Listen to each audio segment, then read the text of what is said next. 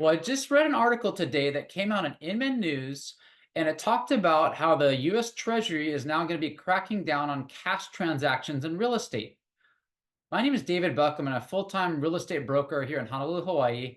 And what I found interesting about this article was that they want to go after criminal activity, which I think is an awesome thing. And the National Association of Realtors is behind this. So it'll be interesting to see how this plays out going forward, because whether it's going to be us as realtors that report it, or most likely it's going to be the title companies, would be my guess. However, us as realtors, we always do report whether a deal is cash, and we do have a number of cash transactions here in Hawaii. And that's a field that we always do report in MLS if it's cash versus financing. But my guess it's going to be the title companies that do report on this, because they're the ones that actually collect the funds. And in particular here in Hawaii versus the rest of the US, we are an escrow state.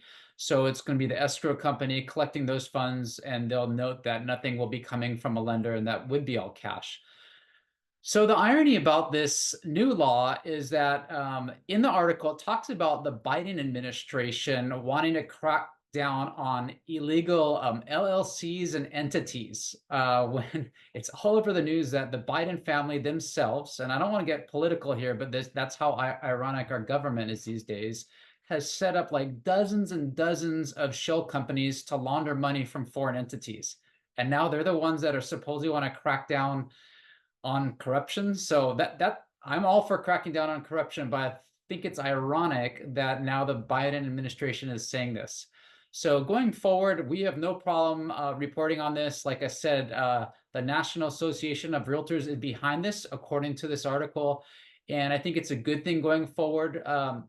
Me personally, I've been in the business 24 years. I haven't seen personally any corruption from criminal activity in cash sales.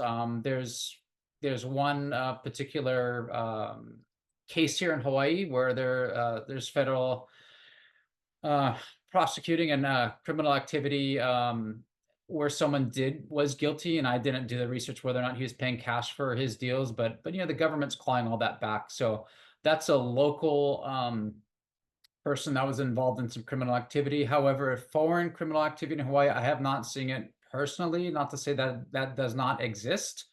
Foreign entities from overseas, such as China, were buying up a lot of real estate in the US, which you might be aware of and probably heard about in the news.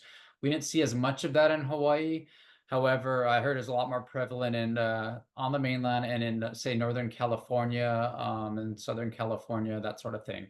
But for those that don't know, it is actually a lot.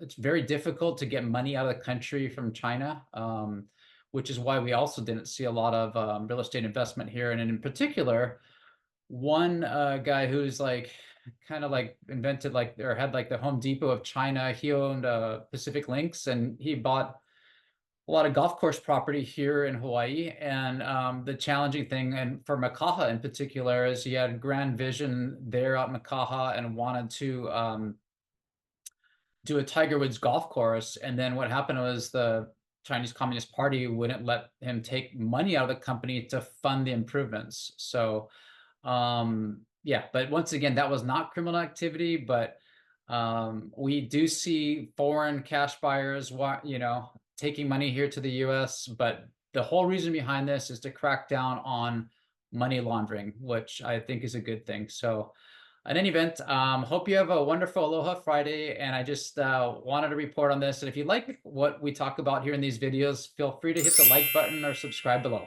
Mahalo.